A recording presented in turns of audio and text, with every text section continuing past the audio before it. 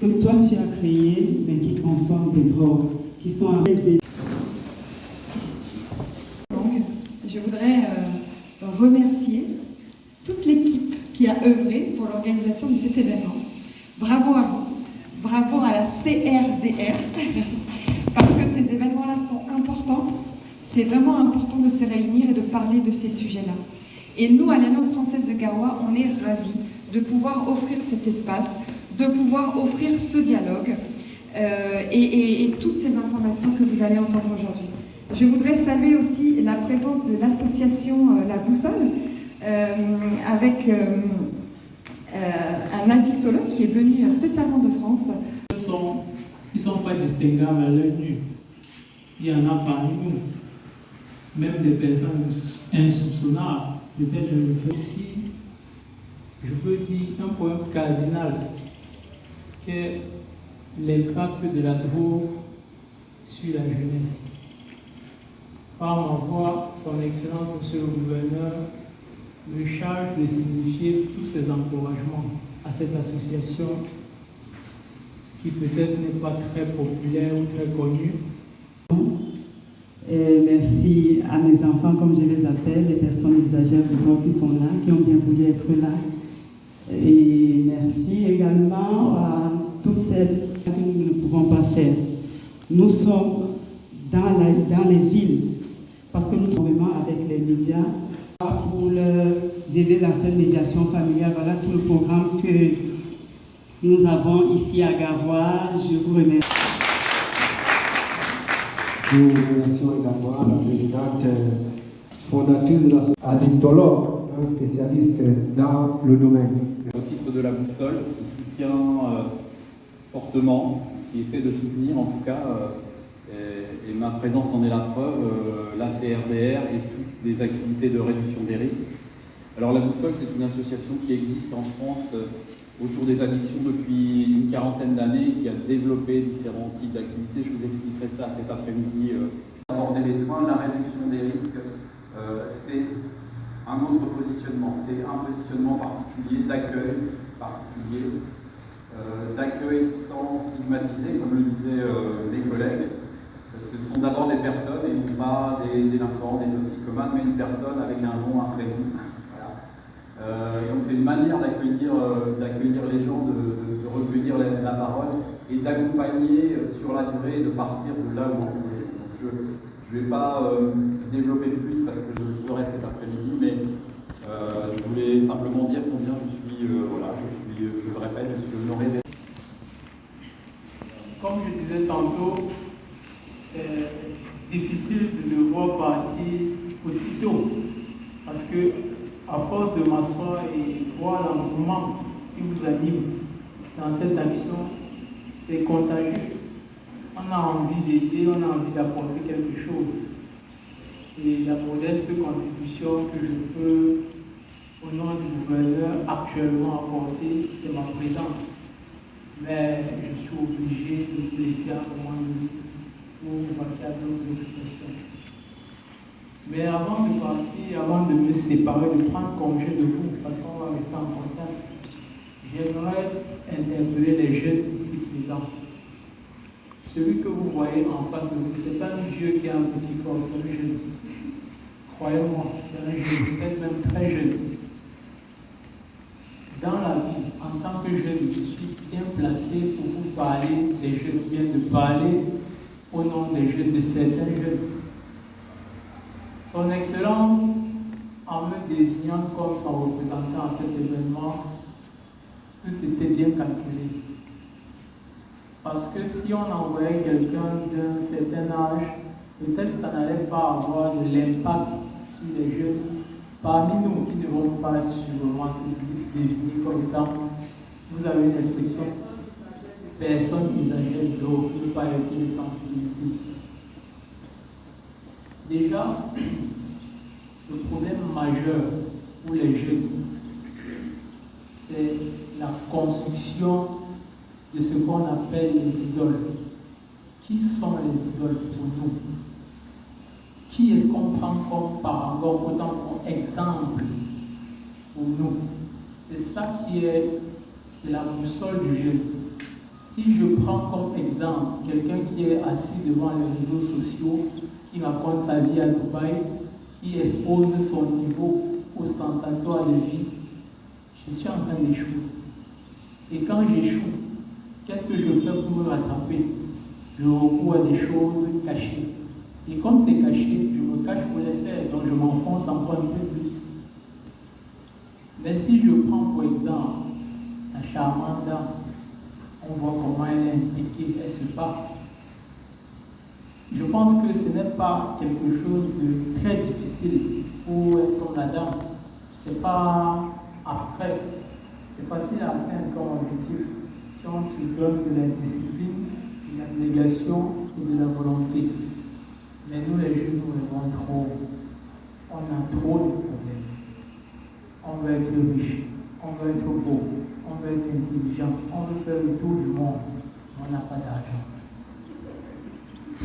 Voilà un problème. Je dis de façon simple pour que tous essayons de comprendre quelle est l'origine, parce que ça ne sert à rien de soigner les conséquences. La consommation, les faits sortis vont rechuter. Parce que la cause n'est pas soignée à la racine. Et l'une des causes, c'est comment est-ce qu'on vit. Qui est-ce qu'on prend pour exemple? Qu'est-ce qu'on veut donner comme orientation à notre vie? Vous diriez, oui, il travaille, peut-être sa vie a été facile. Il a les propres, donc peut-être il a les parents bien placés. Vous allez trouver des excuses pour expliquer le succès des autres. Non, peut-être il est même dans les loges, comme celui qui a l'amour, il est dans les loges, c'est facile. Pourtant, un peu de discipline dans sa propre vie. Ce n'est pas papa, ce n'est pas maman, c'est soi-même. Un peu de discipline. La discipline, c'est quoi? Moi, par exemple, une de mes disciplines, c'est que je ne vais pas consommer d'alcool. Moi, je ne consomme pas d'alcool. Je vais jouer au foot. Je suis habillé dans les soirées mondaines, mais je n'ai jamais touché à l'alcool. C'est une discipline de vie. Ce n'est pas magique. Ce n'est pas quelque chose qu'on voit. Il faut être. Non, pas du tout. Discipline de vie. Vous êtes discipliné. Vous aurez tout ce que vous voulez. Si vous êtes discipliné et vous faites ce que vous aimez faire avec beaucoup de joie, ne pensez pas que je suis en train de divaguer. Je suis en train de parler des causes de la consommation. Les conséquences, c'est rien. Si on soigne les causes, il n'y aura pas de problème. Mais s'il y a un problème, ça veut dire que ça vient de quelque part. Il faut trouver où est-ce que ça vient et soigner ce problème. Mais pour ceux qui sont déjà tombés, qu'est-ce qu'on va faire d'eux? On ne peut pas ne pas les stigmatiser. C'est évident, on va les stigmatiser. Parce que comme j'ai suivi les Babylones, vous savez c'est quoi les résidents? D'accord. Les Babyloniennes et Babyloniennes qui sont de l'autre côté, que personne sont du mauvais côté. Ce n'est pas forcément parce qu'ils sont disciplinés ou qu'ils ont un bon engagement. Parfois, c'est parce qu'ils n'ont pas eu de mauvaise compagnie. Donc, c'est aussi de la chance. Donc, je m'estime heureux de ne pas avoir eu un ami qui m'a entraîné dans ça. Mais moi, je dois dire comme ça, moi, pour ceux qui savent, c'est l'une des villes les plus complexes dans ce pays. Et où on trouve le champ, je peux dire, tous les points de vue. Sauf que nous, à notre époque, quand je dis notre époque, c'est votre époque, on avait des aînés qui étaient disciplinés dans le désordre. Ils consommaient du champ. Et ils nous interdisaient, nous les petits, de voir où ils consommaient du champ. Voilà ce qui peut-être nous a sauvés. Mais ceux qui sont déjà tombés, ce n'est pas tard. Si vous avez accepté perdre de votre temps pour venir vous asseoir là, ça veut dire que quelque part, il y a déjà le questionnement.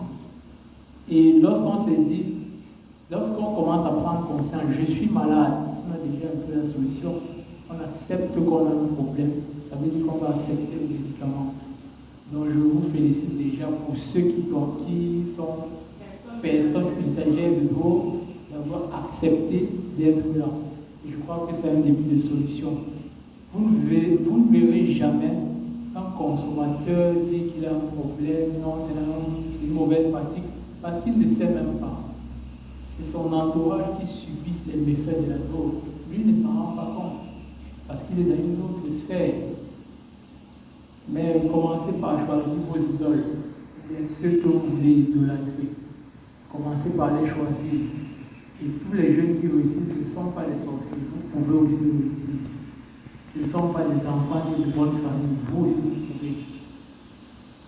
Fixez-vous des objectifs. Il n'y a aucun objectif qui est facile à atteindre, sinon ce n'est pas un objectif. Mais fixez-vous des objectifs réalisables. Tu ne peux pas avoir 50 ans dans ta poche et tu vas aller à Dubaï, dormir au Burj Khalifa. C'est trop compliqué. C'est eux qui savent ce qui est bien pour nous. Bien qu'en Afrique, on a tendance à croire qu'on peut être jeune et être très sage. Mais dans toutes les civilisations, c'est toujours le lait, la socialisation. On t'entraîne à soigner. C'est ça le but de l'école. On t'apprend à pouvoir comprendre et à dompter ton environnement. Donc moi, je pense qu'on a intérêt à se rapprocher des aînés pour apprendre d'eux. Et ne refusez pas les médicaments. Le médicament n'est pas forcément un comprimé, c'est un conseil. Je suis jeune. Je vous exhorte à regarder comment vous vivez, où est-ce que vous avez trébuché et comment on s'en sort. C'est pas facile, je le sais. Mais ne regardez pas trop ceux qui vous stigmatisent. Regardez comment est-ce qu'on peut faire pour s'en sortir. Même si on a déjà 30 ans. La vie, ça ne s'arrête pas à 30 ans. Il y en a qui ont réussi dans leur vie à partir de 40, 50 ans. Donc il ne faut jamais se dire c'est fini, c'est perdu. Donc, sur ce, au nom de son Excellence, Monsieur le Gouverneur, je venais porter un message spécial aux jeunes qui sont usagers de drogue. Je ne suis pas venu ici pour les vieux, ils ont réussi. Je suis venu pour les jeunes. Parce qu'un vieux qui consomme la drogue, c'est compliqué. C'est très compliqué. Donc je ne veux même pas parler de ces 30 ans. Je parle de ceux qui sont déjà, qui sont récupérables. Ces jeunes-là, jeunes, c'est de 7 à 67 ans. Voilà la tranche d'âge que moi j'interpelle. Je ne décide pas les grands. La drogue, c'est un exutoire, peut-être 30 à 45 minutes. C'est quelque chose qui vous détruit parce que ça affecte votre entourage. Ça, c'est bon. Vous ne pouvez pas. Donc, à cela, je vous en prie, revenez chez les Babyloniens. Parce qu'on ne peut construire ce pays qu'avec les Babyloniens, puisqu'ils ont tous les sens.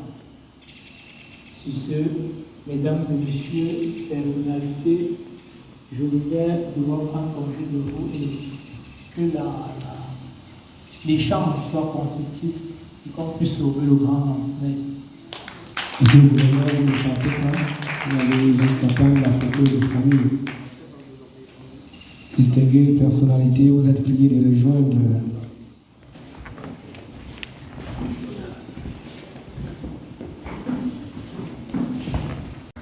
Et que les jeunes cessent de rêver et de fixer des objectifs inatteignables. Our destiny is not something that common. We have a single life, we have a single objective in our life. So everybody have his own way to realize.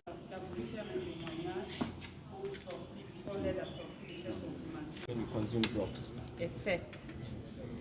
The people who use, because me I don't use drugs. If I use drugs, it's coffee or alcohol because all these things is drug, but it's just that government agree about that.